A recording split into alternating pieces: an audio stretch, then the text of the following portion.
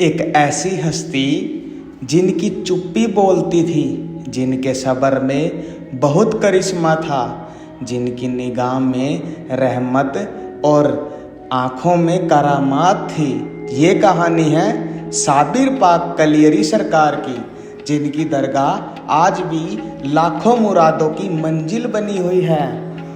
वो सूफी संत जिनका सब्र ही सबसे बड़ी करामात बन गया। पीर बाबा साबिर पाक का जन्म 1196 ईस्वी अफ़गानिस्तान के हेरात शहर में हुआ था। आप जी का असली नाम अलाउद्दीन अली अहमद साबिर था। आपके वालिद जी का नाम हज़रत शेख कबरुद्दीन और वालिदा का नाम हज़रत जबीला खातून था, जो खुद गौसे आजम सरकार 11वीं वाले पीर जी की बेटी थी। यानी कि साबिर पाक गौसे आजम के नाती थे। रूहानियत और इल्म बाबा जी को विरासत में मिले थे। कहते हैं बचपन से ही आपके चेहरे पर बहुत नूर था। जब आप कुछ ही महीने के थे तो आपकी माँ ने देखा कि आप घंटों बिना दूध पिए अल्लाह के नाम का जिक्र करते रहते हैं। आपका दिल खेलने में नहीं, अल्लाह की याद में बहुत ज़्यादा लगता था। दूसरे बच्चे जहाँ खेलते वहीं साबिर पाक अल्लाहू अल्लाहू कहकर ध्यान में खो जाते थे। जब आप जी 8 साल के हुए तो आपकी माँ ने आपको हिंदुस्तान भेजा और हजरत बाबा फरीदुद्दीन गंज शक्कर के पास, ताकि उनके सानिध्य में तामील और पढ़ाई करे। बाबा फरीद ने पहले ही जान लिया यह कोई साधारण बालक नहीं है। उन्होंने आप जी को बड़े प्यार से अपनाया, लेकिन साथ ही बहुत बड़ी परीक्षा में भी डाला। उन्होंने कहा कि आप भंडारे का काम संभालिए और आप जी को भंडारे का काम सौंप दिया और कहा आप लंगर संभालोगे, लेकिन याद रखना सब्र सबसे बड़ा इम्तिहान है। आप जी ने 18 साल तक एक भी शब्द नहीं बोला। 18 साल बिना शिकायत, बिना किसी से कुछ मांगे लोग खाना लेने आते और आप जी चुपचाप खाना दे देते थे, लेकिन खुद एक निवाला भी नहीं लेते थे। कई बार भूख से हालत खराब हो जाती थी, लेकिन आपने कभी शिकायत नहीं की। जब लोगों ने बाबा फरीद से पूछा कि ये बालक खुद कुछ क्यों नहीं खाता, बाबा फरीद ने मुस्कुराकर कहा, क्योंकि मैंने इसे सिर्फ दूसरों को खिलाने का हुक्म दिया है, इसलिए ये हुक्म का पक्का है। ये साबिर पाक है, ये अपने इल्म पे चलेगा और इनको अच्छा इल्म हासिल होगा।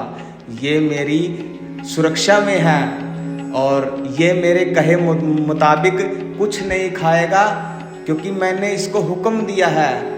दोस्तों, साबिर पाक जी की बहुत बड़ी बड़ी करामातें हैं, हजारों करामातें हैं। उनमें से एक करामात एक है, एक बार एक अहंकारी राजा ने साबिर पाक जी की परीक्षा लेने के लिए आग में गुलाब फेंक दिया और कहा, अगर तू वली है तो इसे सलामत निकाल।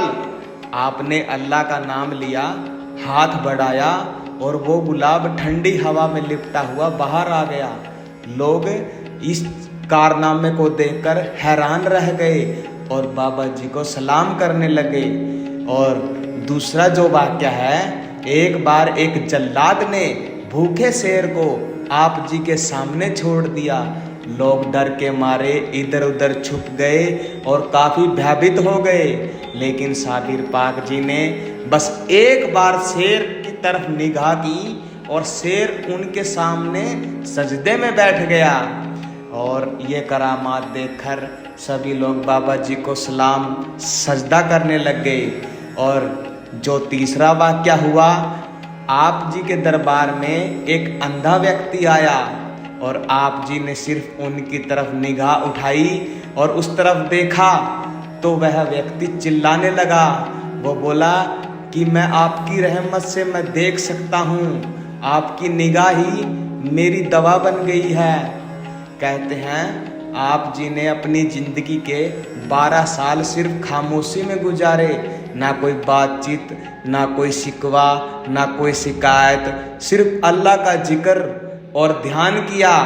लोग आपकी तरफ देखते ही समझ जाते कि क्या मांगना है।